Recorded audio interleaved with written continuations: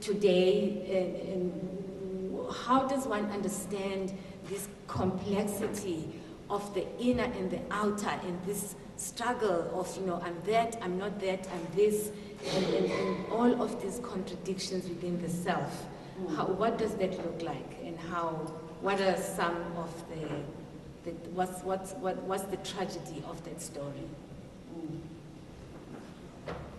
You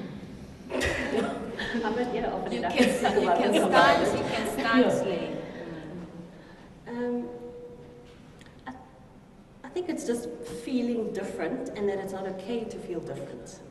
I think it's not okay to be different, which is kind of the message that people receive. Now, I'm not speaking about here because I don't feel like I know this university well enough. I don't spend enough time here looking and observing.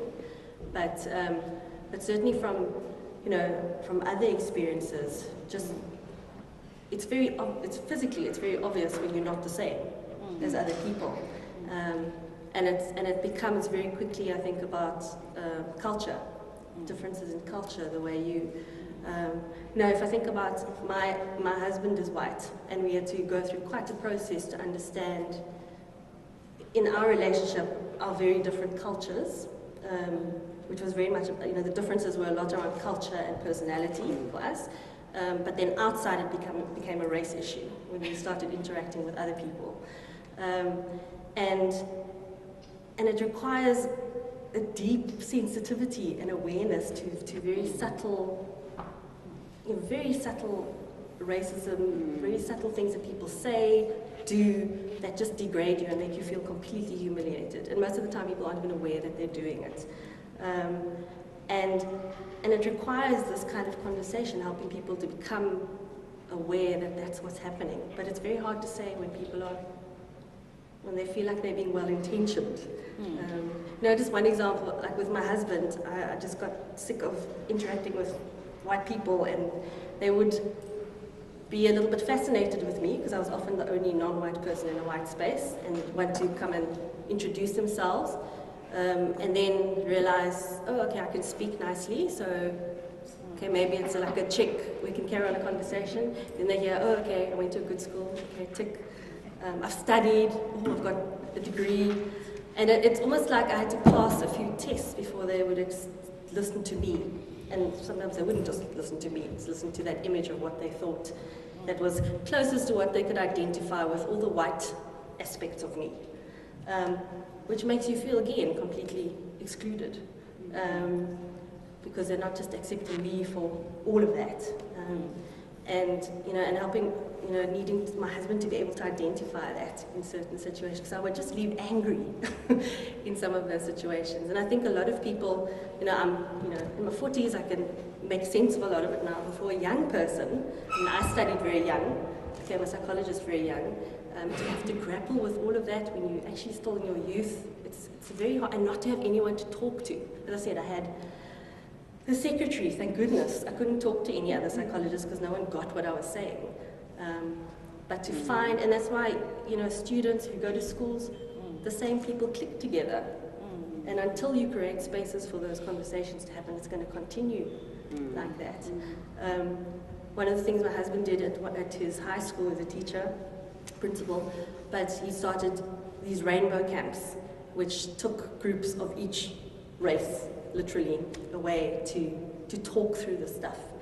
And it was ugly. It was really ugly because we had to facilitate that they really are incredibly honest about what they don't like about each other before they can say about what they like about each other. And it got down to, the kind of one thing I remember clearly is each race group said that the other race group stank. But it was that kind of honest, brutal, honest conversation that these young people had to have before they could start to shift and get real with each other and start to see the humanity in each other. And by the end of it, everyone could start telling the racist jokes and not be as offended as they would have been in the beginning. You could see there was a shift, and they could start to shift who they were spending time with at school, and start having sleepovers in Khayelitsha or Bishop Lavis, or really, making an intentional effort to spend time and get to know the people. But it requires those ugly conversations to happen that are very uncomfortable and very shameful.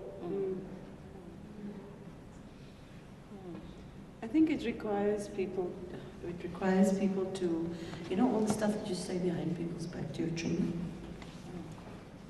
that only you guys would share with each other. But you actually like the person, but you don't say it to them, and they happen to be of another. Those are the kinds of things that need to come out in groups. I think at the moment in South Africa, for me, what is of vital importance is the relationship between black people and brown black people. And I've always felt that this was one of the things that we really need to work on. Because you see, what apartheid has done is it's created a very big gap between us. And for the struggle, the people who are involved in the struggle, there's a little bit less of that. Because they were comrades, they understood. They were part of the black consciousness movement. They understood that the so-called colored people are black people. But what those activists miss is that for the majority of people, that isn't true. And we need to mend this relationship between the so-called colored people and black people. And the history will teach us that, but also I cannot express this enough. We need white people to stop telling us to shut up, okay? We really need you to stop saying, yes, but we've given this and this, and then we're not like that. We really need, we cannot be your therapist. We are not, what I personally am not saying, I'm not saying that all white people are bad, but you need to allow us to express and use the word white and be fucking angry without going, oh, I need to now defend or justify. We don't need you to do that, please, because you silence us again. And the silencing is something that we don't need anymore. We need to work through the ugly of this. And you need to understand that the reality is that this conversation is going to be very ugly before it gets nice. You're going to hear things about your ancestry that you're not going to like, okay? And I'm really sorry, because it's terrible to be the offspring of the perpetrator. It's great. Well, not great, but in the new South Africa, it's a much nicer position to be the offspring of the victims. Because you're getting empathy, right? Well, from most places. But we really don't need you to be saying those things to us. Well, you know, Helen Ziller pissed me off so the other day, but I'm not going to go into it. And then people argued about what I was saying. Two guys whom I regard as actually reasonable men, happen to be white. Yeah, but it's the system, and yeah, but this, and yeah, but that. And I said, guys, I'm really not interested in listening to this. I need to say what I'm saying, and there are a lot of people who need to work through this stuff for themselves. We really do have to. It's not going to go away, and it's just going to get worse. And I can tell you, we are very eloquent, black people here. We really don't need you to tell us to be quiet in your various ways. Kindly refrain. So what is this? I'm going to now hand it over to the audience. What is this silencing? What's going on? So now, you know, we're talking about this side of the fence, to use that metaphor. If you look at the other side of the fence, this silencing, what do you think is motivating? What's behind the silencing? Is there a fear? Is there something that when white people say, you know, yes, but, no, but that's not what I mean, you're misinterpreting, you know, you're being oversensitive. Is there something going on, do you think there's something going on that other side that inspires this way of responding to these real issues that you're all talking about? I mean, we talk a lot about shame in this country, and I think every group, every person has their burden of shame to carry.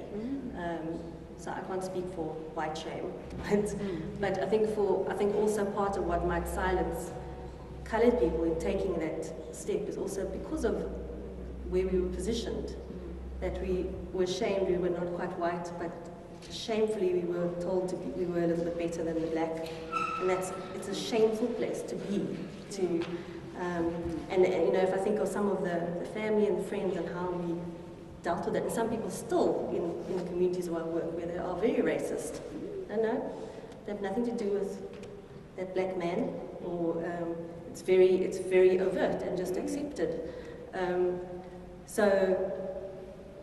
And I think that shame of not knowing, not understanding your identity, it's very hard to express what it is you're feeling.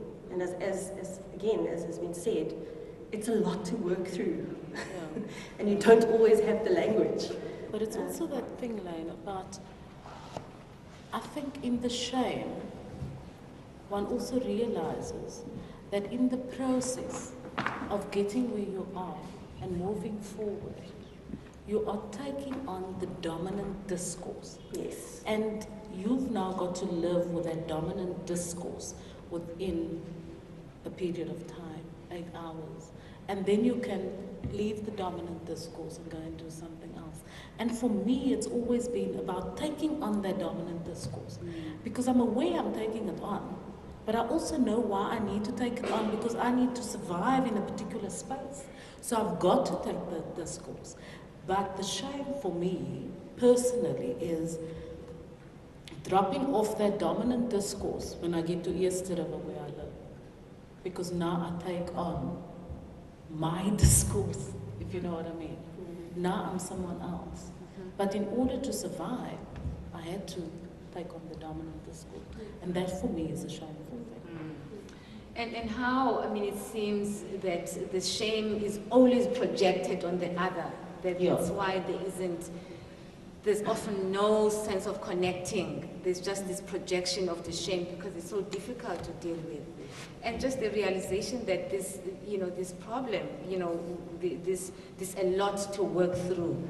It's internal, and how little in our discourses today about what's happening, with the younger generation and their voices and how they're projecting their own collective experiences, how so little is of this working through the inner stuff is part of that conversation. And that scares me because it seems